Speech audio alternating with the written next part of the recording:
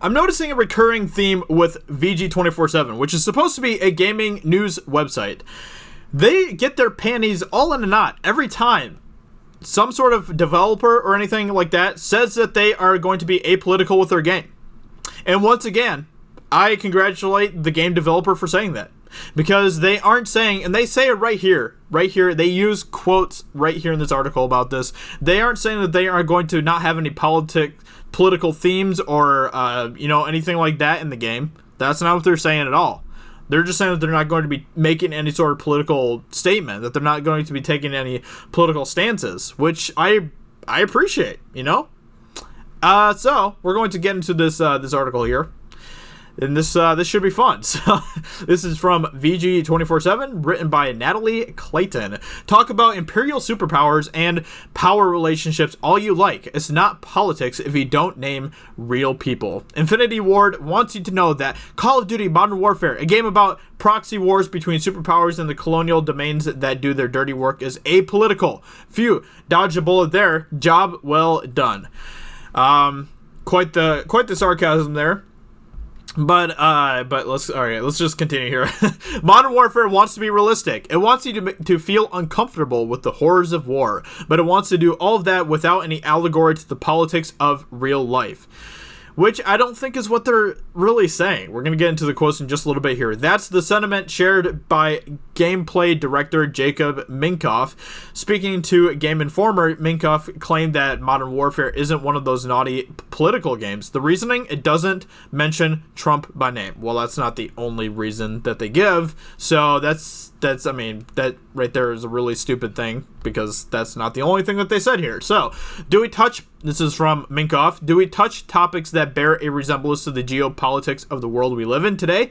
Hell yeah, because that is the subject matter of Modern Warfare, said Minkoff. Are we telling a story that has anything to do with the specific governments of any country that we are portraying? No, so if you're asking like, is Trump in the video game? No, he isn't, which I think they're making kind of an allusion there to, we're not going to be like talking about actual specific things that are happening right now, like, you game journalists want us to, because that's what you're all about. You're all about the politics that are happening right now. So, yeah, that's not what we're going to be talking about. Narrative director Taylor Kurosaki chimed in, adding more confusion to the claim. We do talk about concepts like colonialism and occupation and independence and freedom. We don't maybe say those words specifically, but that's the realm that we are in.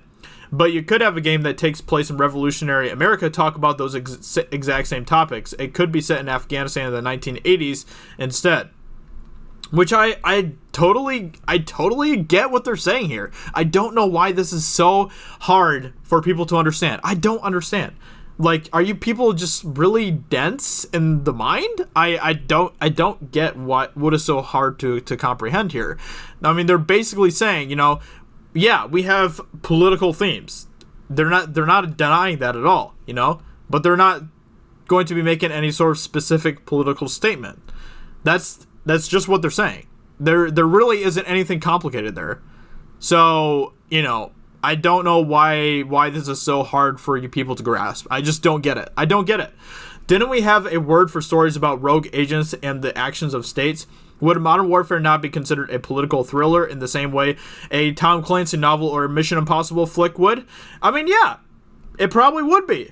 But even Tom Clancy doesn't necessarily jump into any sort of political themes, from what I know about Tom Clancy, I should say. He doesn't jump into any sort of specific political messages. He's not saying, I don't know, Hillary Clinton's good, Trump is bad, anything like that. That's not what he's trying to do with his stories. Yeah, there's political stuff in them. And Mission Impossible. Mission Impossible deals with political type of stuff that's happening, but they aren't being like saying stupid stuff like, okay, the US needs to, I don't know, I'm trying to think of like about Mission Impossible Fallout and stuff. They're not saying like, okay, like nukes are bad because Americans use them or anything like stupid like that. They're not trying to tell you, they're not trying to preach at you with politics. That is what you guys want. That's what you game journalists want. You want that's what you game journalists want. You want game developers to preach at you with politics. And there's more and more.